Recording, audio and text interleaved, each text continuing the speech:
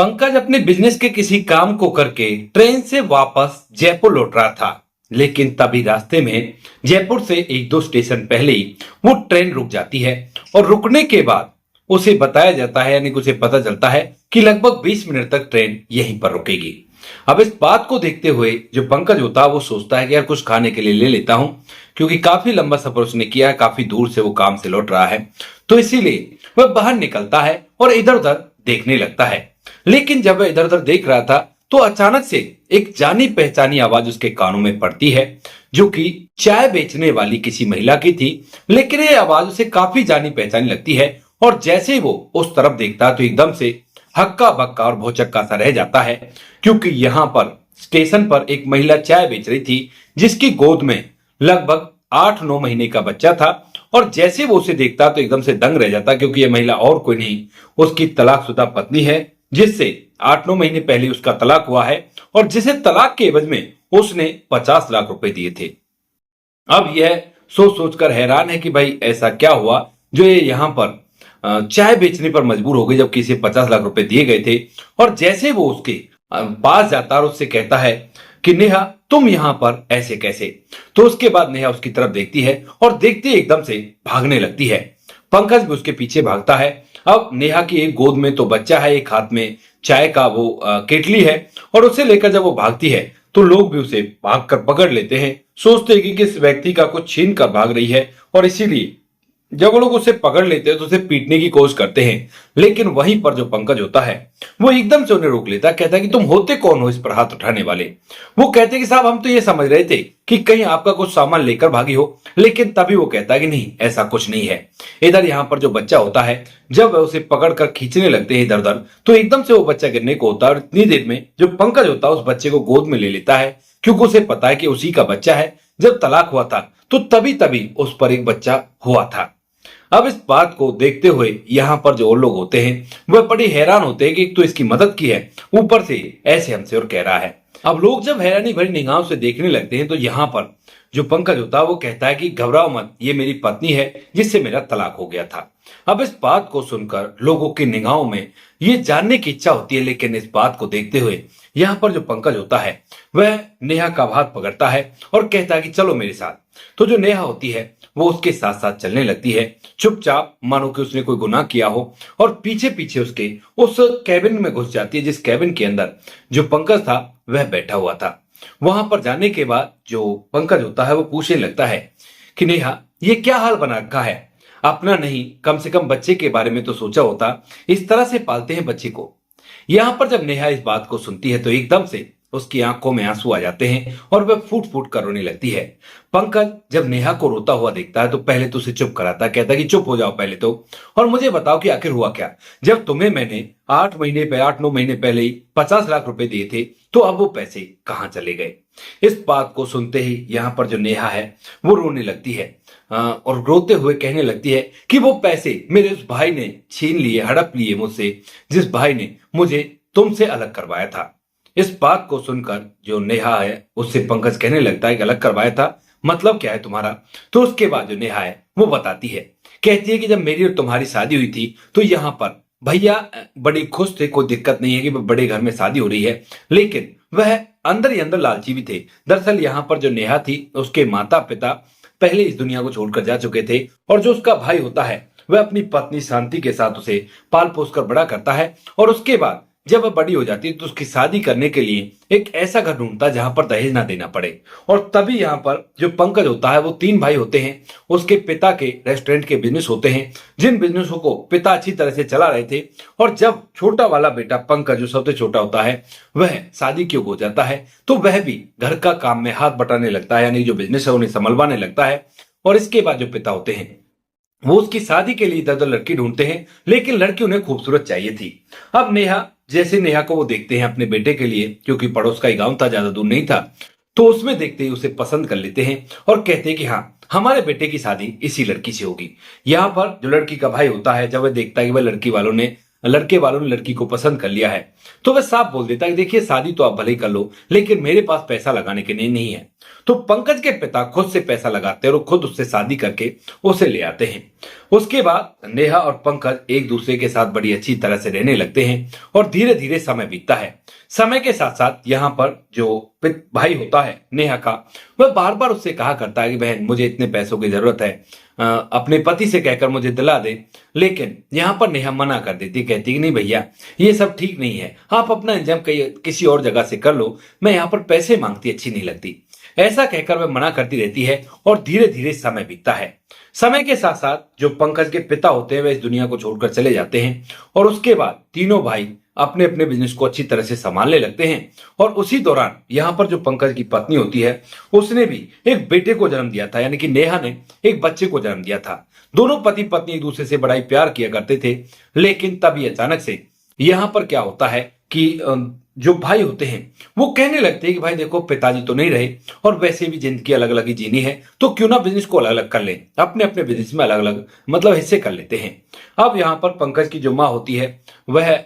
वो कहने लगता है पंकज देखो भाई अलग अलग तो कर लेते हैं, लेकिन माँ जी मेरे पास ही रहेगी। वो कहते हैं कोई बात नहीं माँ जी के हम भी मिलने ले आते रहेंगे, और प्यार से भाई अलग हो जाते हैं। इस बात को सुनकर पंकज भी हामी भर लेता है। और जब यहाँ पर प्रॉपर्टी के हिस्से होते हैं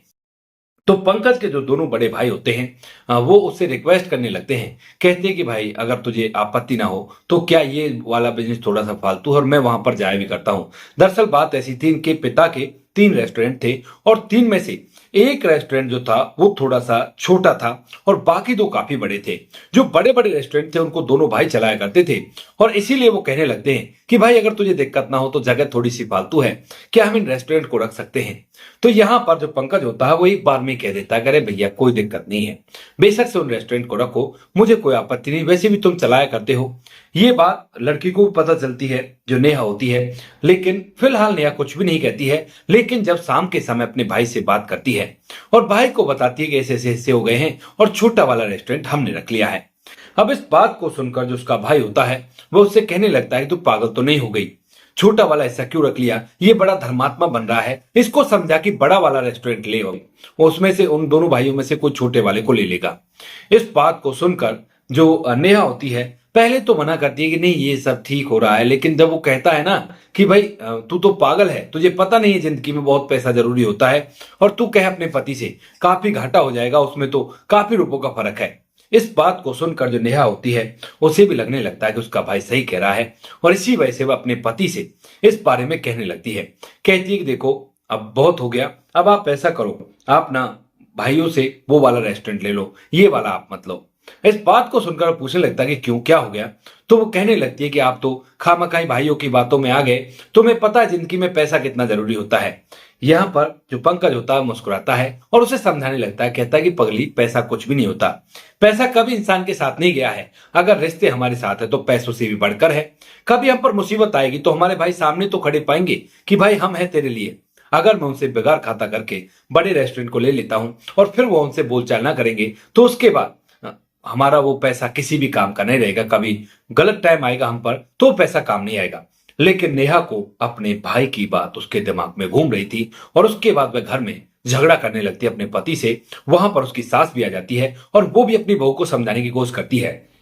लेकिन वह तो इस बात पर चढ़ती चली जाती है और अपने पति से कह देती है कि अगर मुझे इस घर के अंदर रखना है और मेरे बच्चे को इस घर के अंदर रखना है तो तुम्हें वो बड़ा वाला रेस्टोरेंट लेना होगा। इस बात को सुनते ही यहाँ पर जो लड़का पंकज होता है उसे गुस्सा आ जाता, क्योंकि काफी देर से वो उसे समझा रहा था, उसके बावजूद भी वो नहीं मान रही थी और इसीलिए एकदम से वह उसे धमका देता है और जब वह उल्टा उस पर जोर से बोलने लगती है तो वह उसे थप्पड़ लगा देता है। इस थप्पड़ को लगते ही यहाँ पर जो नेहा होती है वो रोने लगती है और रोते हुए अपने बच्चे को उठाकर साथ में कुछ सामान पैक करके वहां से सीधा अपने मायके चली जाती है। जैसे ही मायके जाती है तो उसका भाई कहता है कि बहन चिंता मत कर, जब वो तेरी बात ही नहीं मान रहा तो तुझे उस घर में रहने की जरूरत नहीं है। 1-2 बार पंकज जो होता है वो लेने के लिए भी आता है,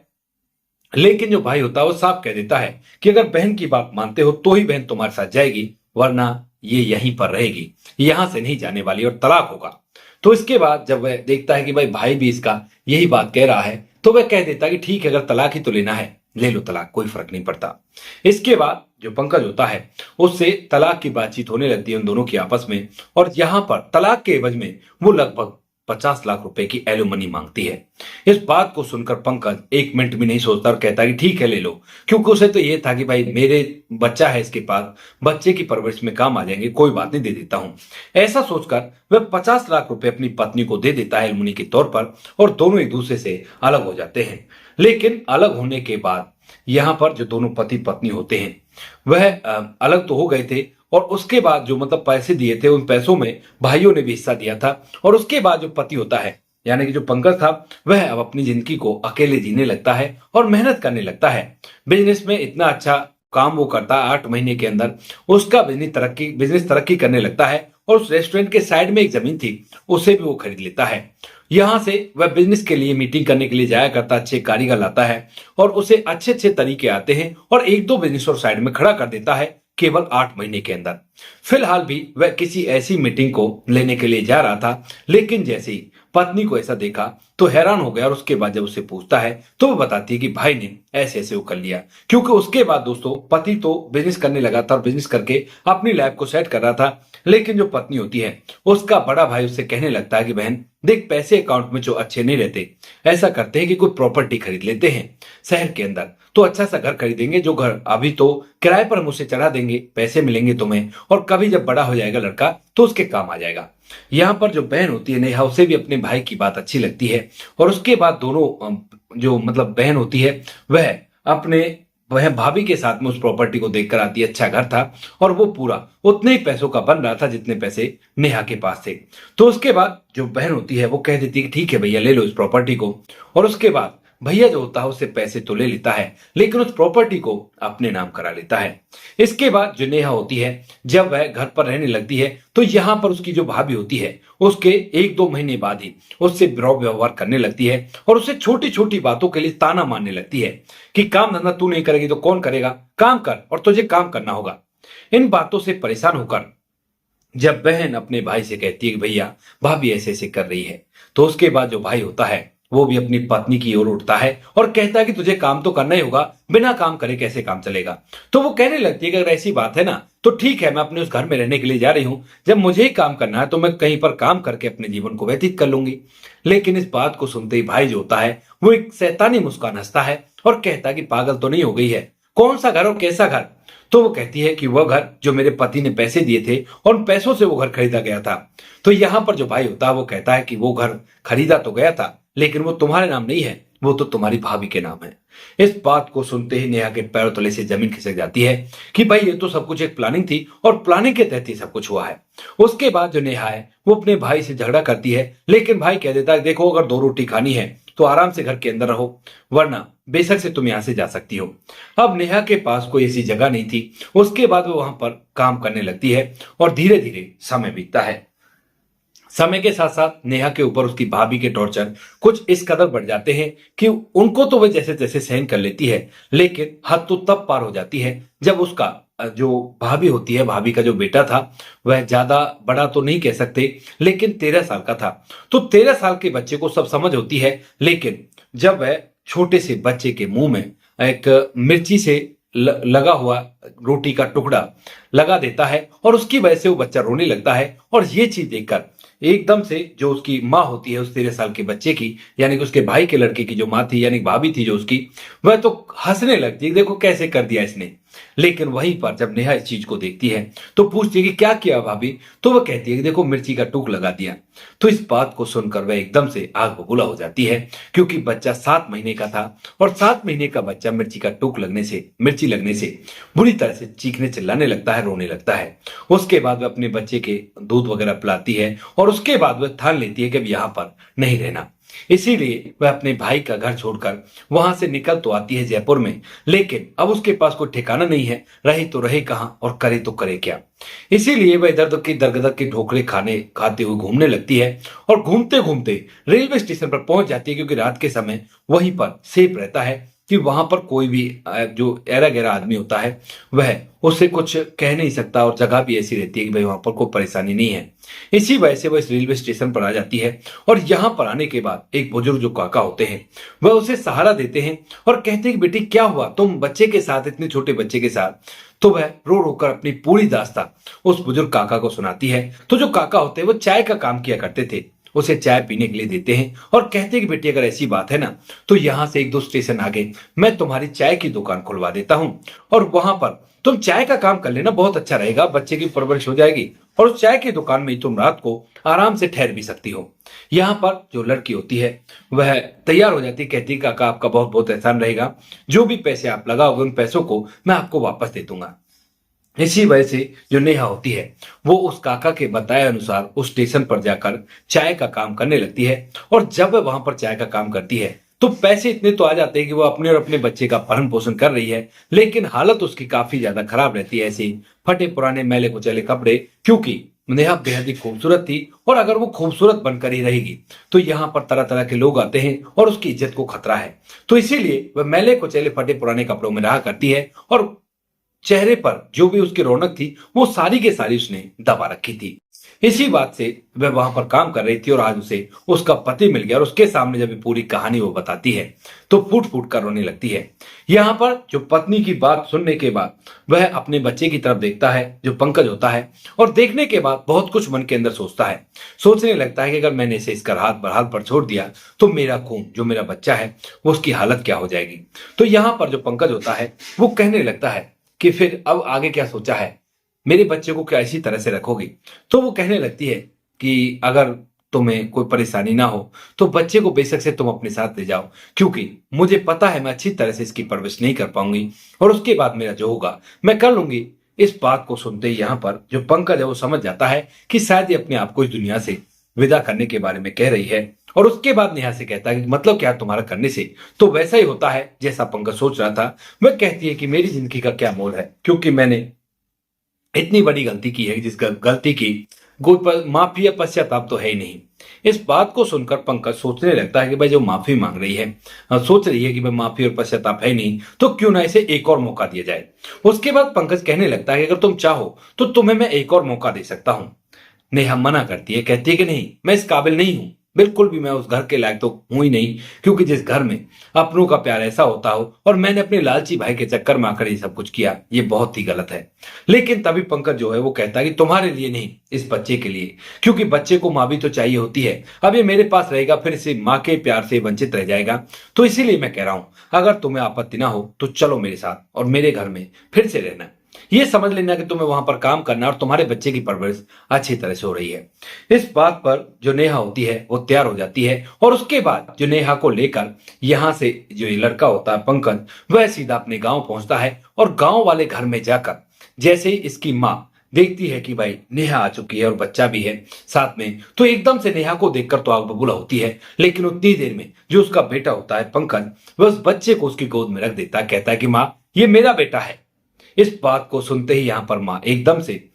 शांत हो जाती है और उस बच्चे को खिलाने में थोड़ी सी व्यस्त हो जाती है, उस गुस्से को भूलकर। यहाँ पर तभी जब वह अपनी बहू को, जो उसकी बहू होती है नेहा, वह ये देखती है तो उसके बाद वह कहता है कि माँ जी के पैर छुओ। तो यहाँ पर उसके पैर छूने लगती है, लेकिन वो पीछे हटती है, कहती है निकल जा, तू यहाँ पर क्यों आई है। ऐसा कहकर वो अपने बेटे से कहने लगती है किस कुलछनी को तू यहाँ पर क्यों लेकर आया है, 50 लाख रुपयों में इसने तलाक लिया था ना, अब ये इसकी हालत ऐसी कैसे हो गई। ऐसा कहकर वह उसे धमकाने लगती है, लेकिन तभी जो बहू होती है उसके पैर पड़ जाती है, कहती है कि माँ जी मैं तो नौकरानी के तौर पर आई हूँ, यहाँ पर काम करूंगी, बदले में मेरे बच्चे की अच्छी परवरिश होगी, इतना ही चाहिए, इससे ज्यादा कुछ भी नहीं चाहिए। ऐसा कहकर वह रोने लगती है, और सास जब उससे मना करती, कहती पैर छोड़, तो वो कहती है कि अब जब तक माफ नहीं करोगी तब तक पैर नहीं छोड़ूंगी। अब सास का भी दिल पिघल जाता है, आखिर उसने भी उसके साथ अच्छा समय बिताया था और वैसे भी वो तो अच्छी थी, लेकिन जब बेटा पूरी कहानी बताता है कि ऐसे ऐसे बात है तो सास भी उसे माफ कर देती, कहती बेटी